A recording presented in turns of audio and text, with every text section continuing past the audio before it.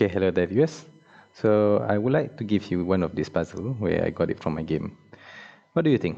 What should black do now? Okay. And I've given this to several of my students and even I answered incorrectly. What I did was I moved this bishop try to attack here, but it's actually quite ineffective because white can easily defend it. Okay. Some of my students mostly answered coming here. That's the most common answer I got from them. Right, maybe because there are still a lot of pieces. So we kind of thinking more of into pieces play. Alright? But the correct answer here is actually if you look very carefully, that black has one passed pawn and another one potential passed pawn. If you can move this one, then this one can easily go in. Alright, so the idea of this strategy right now that black has a strong passed pawn, and once black has crossed this point, this half of the board, you need to think seriously on how to push the pawn forward. So the correct answer for this situation is actually c4. Right? Even if when I asked this question, I sent this puzzle to my coach and he easily answered, just push c4. Once you got, like I mentioned, you need to start thinking seriously on how to push this one. Okay? And yes, you might say that if I come here, it doesn't this one just hanging. Alright, it's not totally hanging because that pawn now has become a poison pawn. Right, that's why we call it poison.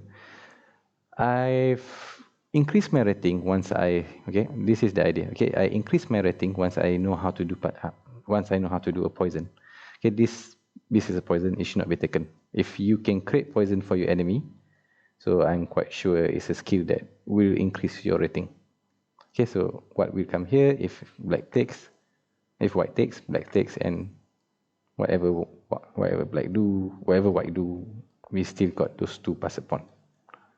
Okay, so the idea is if you have a passed pawn that has crossed this threshold, try to push it to get into victory.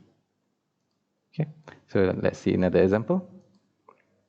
Okay, for this one here, I got this one potential passed pawn, if this pawn can be taken away. So I move my bishop here to attack this one first.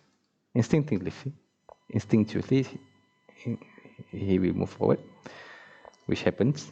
Try to avoid the exchange. And I come here, I go for exchange, and now this one has become a passed pawn. Okay, that's why we need to take it quite seriously, also, although there are still a lot of pieces on the board. But when I check the computer, it's actually this one is a better, cleaner answer. Because if you come and take it, we come here and just go there. Not a problem. You can check. And yeah. If you come, then we got another free pawn, which is good. Or if you come here, and amazingly enough, just forget about it and just push forward. Yeah, you need to start to think about passed pawn more seriously.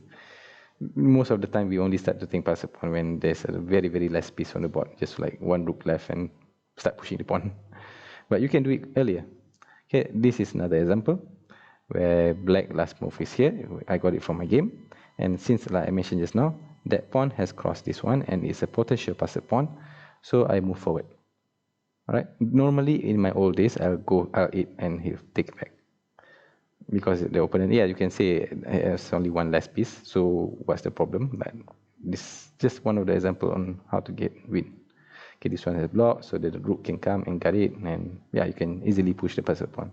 So it's like a new strategy that in your playbook, so it will certainly increase your gameplay.